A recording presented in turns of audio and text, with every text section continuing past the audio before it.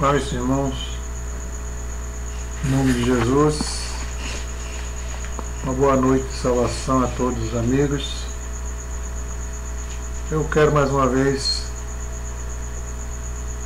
estar falando da bondade de Jesus, desta vez um assunto interessante, assunto simples, rápido, mas de muita importância a respeito da carta do apóstolo Paulo aos Romanos, não a carta na sua totalidade, mas um trecho, um assunto onde aborda o assunto da fé. Nós sabemos que essa carta do apóstolo Paulo ele escreveu quando estava viajando perto de Corinto, e ali, um lugar por nome de Sencreia,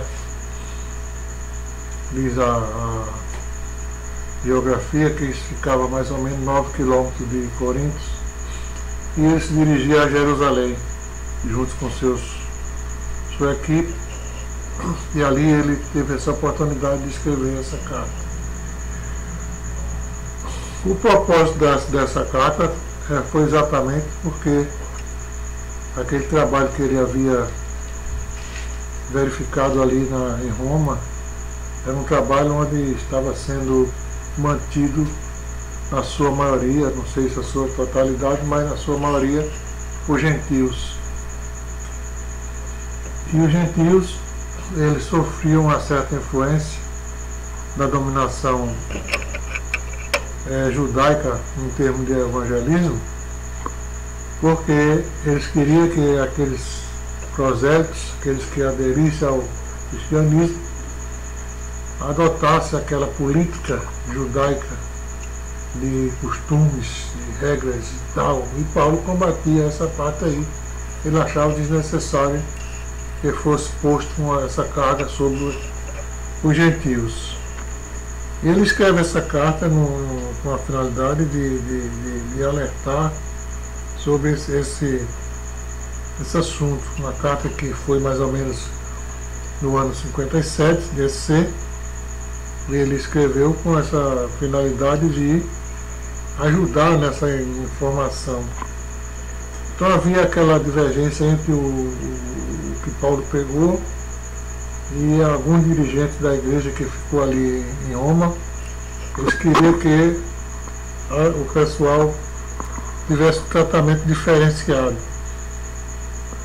E era exatamente essa a luta de Paulo, trabalhar em cima de uma unidade de fé e não de costumes.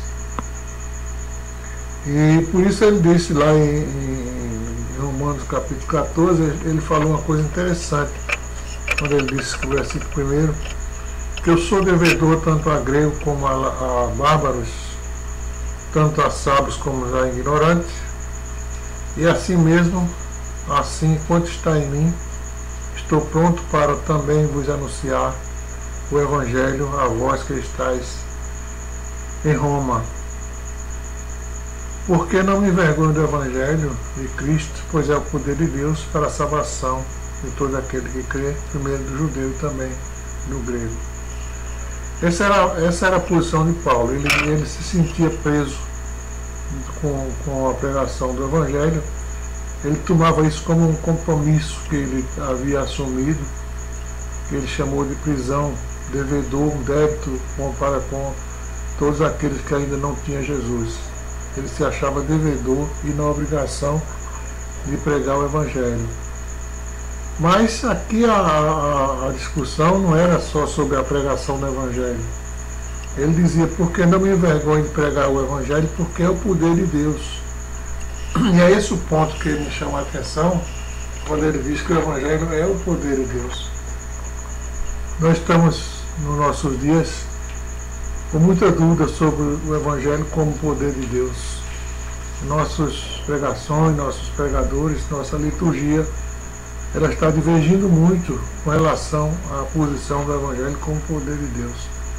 O Evangelho, hoje em dia, os cultos, eles estão muito mais voltados para um divertimento, um passatempo, uma diversão. Até mesmo as pregações, elas não são pregações assim poderosas, como Paulo disse, que é pregação, que é o poder de Deus para a salvação. não é o Evangelho para alegar, alegar a igreja, para alegar os visitantes, não, mas é o poder de Deus para a salvação. Esse é o verdadeiro Evangelho. Então, como se ocorre isso? Ocorre que muitas vezes nós estamos vendo pregações que são histórias, com pregadores que tomam o tempo contando história a respeito de Cristo. Morreu na cruz, subiu a ladeira com a cruz nas costas, sofreu, derramou sangue, aquela história toda, mas como uma história contada que traz uma emoção, mas uma emoção sem aprofundamento, sem poder. Porque o que salva não é você contar a história, não é se sensibilizar pela história, pelo sofrimento de Cristo, mas é entender por que ele fez aquilo. A pregação do Evangelho, ela se resume não em mostrar o que ele fez, mas o porquê ele fez. E quando você prega o Evangelho e não mostra o poder do Evangelho, não mostra a razão principal do Evangelho, que é o poder de Deus para a salvação, você não está pregando o Evangelho, você está apenas fazendo algo para o seu bel prazer. E isso é muito ruim.